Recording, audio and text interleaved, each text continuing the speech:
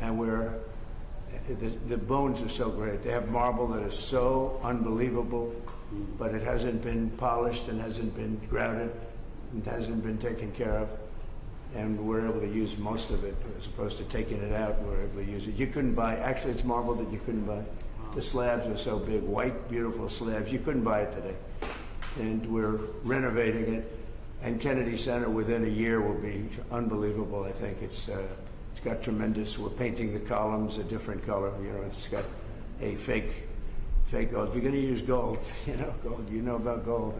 I love the gold, but if you don't use 24 karat gold, it doesn't look good, and there's never been a paint that imitates it. So we're going to be painting the columns, probably a very good white, beautiful white. It'll look beautiful with the white marble behind it. The marble's all being renovated inside and out. So that's where I'm going right now. I have all the marble people with me, and we're going to do that with Kennedy Center. The interior of Kennedy Center is being totally done. The chairs are being replaced or renovated.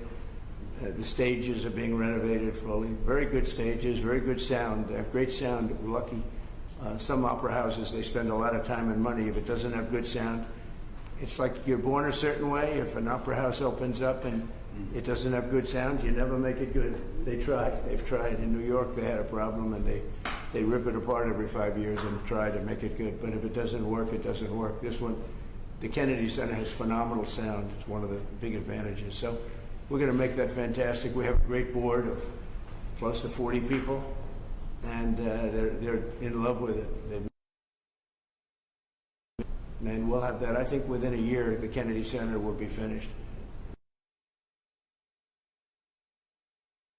Being awarded Sylvester Stallone, which is very unusual because they don't do that, but they do it here. And we have just, you saw Michael Crawford's going to get an award. It is really going to be very exciting. I'm going to be hosting, not that I want to host, I don't want to host, but they've asked me very strongly to host, so I'll host it. Like I hosted The Apprentice years ago, and we'll do a good job. And we have the awards, I guess, on December something. Early in December, we have the awards. Will be on CBS on television. So I just wanted to thank you. Do you have any questions or anything? President Trump, you're going to fire Lisa Cook, the Fed governor, over her mortgage fraud? If she doesn't resign, yeah. What she did was bad. So I'll fire her if she doesn't resign.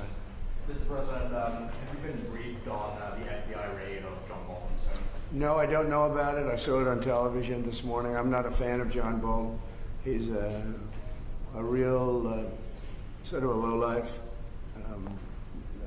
When I hired him, he served a good purpose because, as you know, he was one of the people that forced Bush to do the ridiculous bombings in the Middle East. Bolton, he wants to always kill people, and he's very bad at what he does. But he worked out great for me because every time he doesn't talk, he's like a very quiet person, except on television. If he could say something bad about Trump, he'll always do that.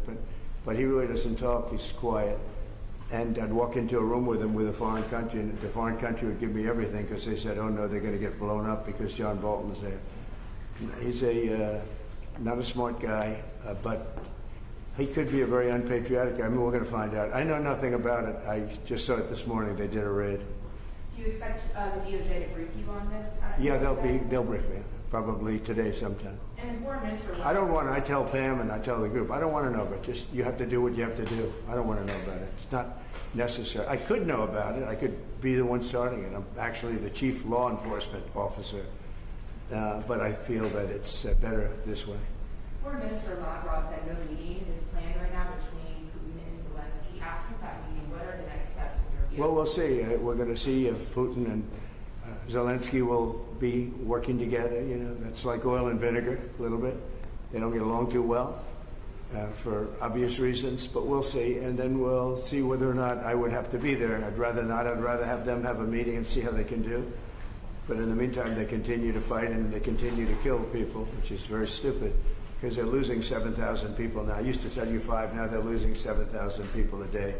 7,000 people a week. They're losing, think of that, they're losing 7,000 people on average a week, mostly soldiers. So we want to see if we can stop it. I've stopped 7 wars. I'd like to make this one I felt would have been in the middle of the pack in terms of difficulty.